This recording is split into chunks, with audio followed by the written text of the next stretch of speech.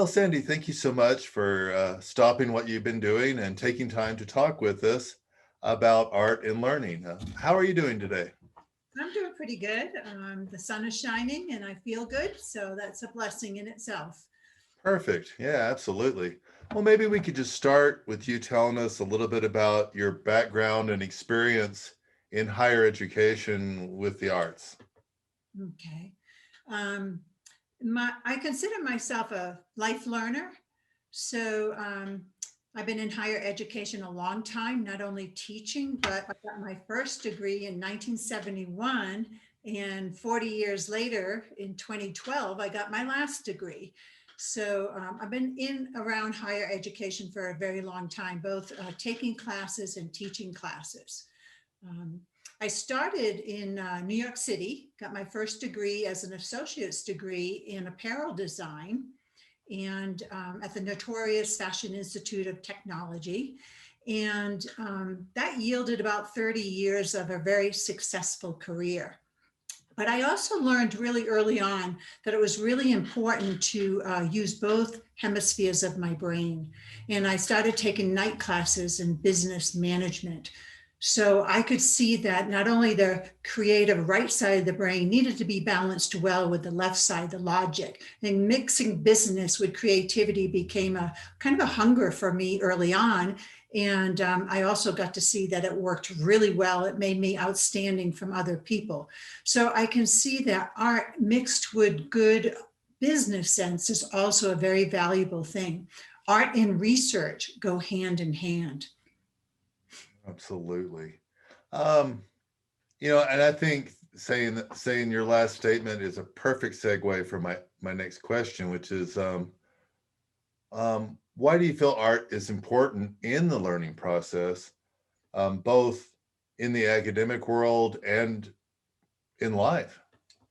I totally believe it's helpful in life, because when you're making art, um, you start thinking about how to translate something. So it's not like a direct pitch. It's sort of like I'm sensing something. So when you're making, you're sensing something and you're looking at a way to seek to resolve how to present it in a way that you can share what you're making. So the art runs your experience through a lot of analysis, self-analysis, and how to project something.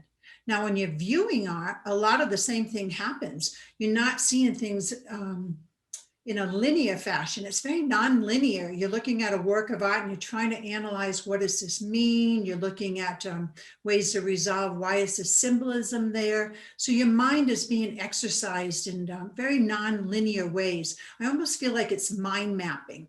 Whether Hmm. you're making art or viewing art, you're kind of connecting the dots, looking for the synopsis so that you can go, aha, I get it. I get why I'm making it. I get why I enjoy this piece. And so this kind of fosters, just in learning itself, the creative insights that we have.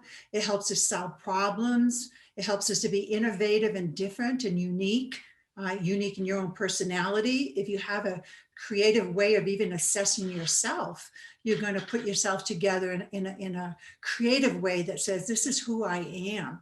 So it's not only in business, which is where I found most of my success, but also in life.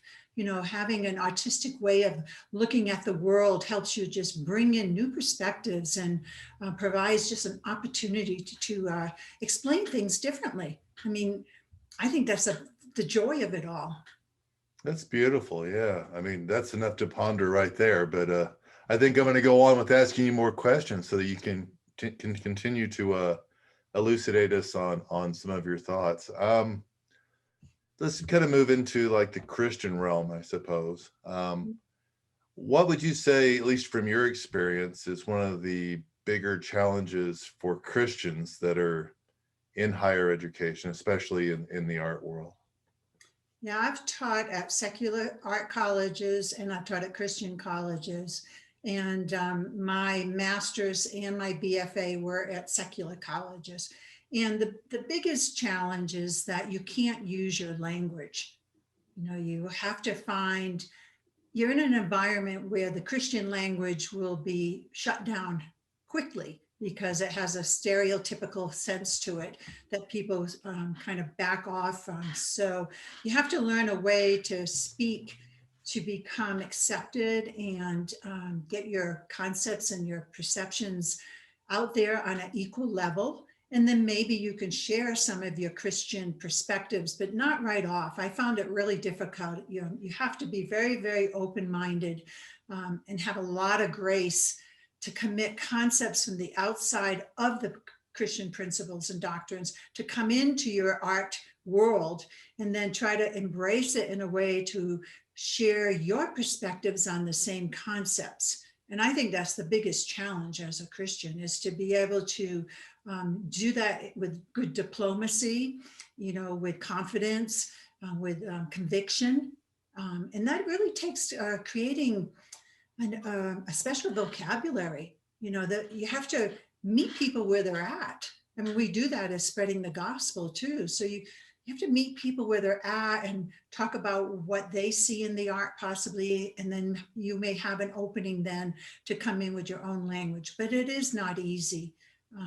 It's always was a struggle. And even sometimes I know at San Francisco Art Institute, where I got my MFA, that was really difficult. That's a very progressive community. And I had to find ways to introduce my perceptions in very abstract forms until I kind of had them hooked. And then I could kind of reveal a little bit more. And sometimes that would push people away like really fast. And then some people would come back in and query more and find out, well, really, is that something that comes from your faith system? And yes, and it gives you an opportunity to share that. So I think it's a really delicate situation. Yeah. I mean, I guess experiencing that helps you to understand the scripture when it says that, if you follow me, the world will not like you. Oh, yes. So, and I guess that's a good thing. If you feel unloved and you're like, all right, I've got Jesus. So, I But the guess challenge is loved by both. exactly. Yeah. So I guess, like I said, we're coming up close to the end. Do you have any final thoughts that you'd like to share with the audience?